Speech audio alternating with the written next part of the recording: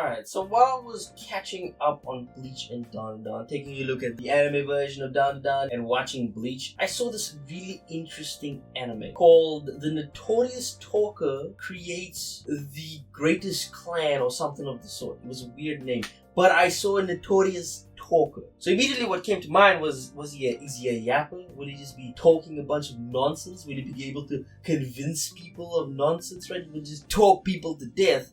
And that's what I thought. I was like, ooh, this is interesting. But it's a fantasy anime, and so my interest was slowly waning. Then I watched the episode, and it turns out, okay, so he's an enhancer class that is able to buff their teammates using words and debuff enemies using words, using specific words, which again makes me think that's interesting, I guess. He doesn't talk enemies to death, which would have been much funnier, but he just talks to buff his teammates. And I thought, oh my god, that's interesting, but where are you gonna go with this story, right? Turns out it's a story about a guy that is trying to live or surpass his grandfather who had died, trying to save him from this calamity. And I thought, this looks like an interesting anime to some extent, but is a big but. It's a fantasy anime about a guy that can only buff his teammates by talking. Now, it would have been more interesting if he used like smart uses of talk, essentially. So using his speech in unique ways to convince people. Right, so the manipulation is what I was trying to get to. You say Notorious Talker, but then you don't have him be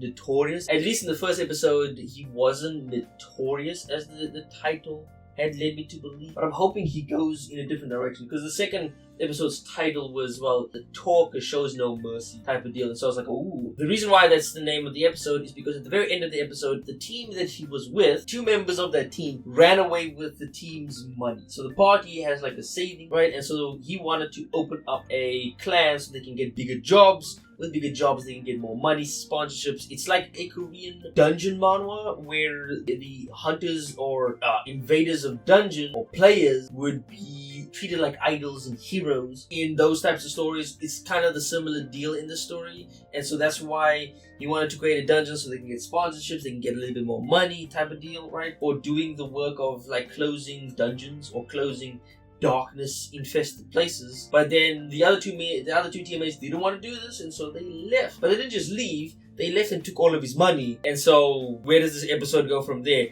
The thing with this first episode that I was able to notice was, well, it's generic. Well, not generic, it's very simple, right? He has a dream that he wants to surpass his grandfather, but he wants to do it in a way that's not honorable to a sort. I don't know if it's not honorable or a notorious manner.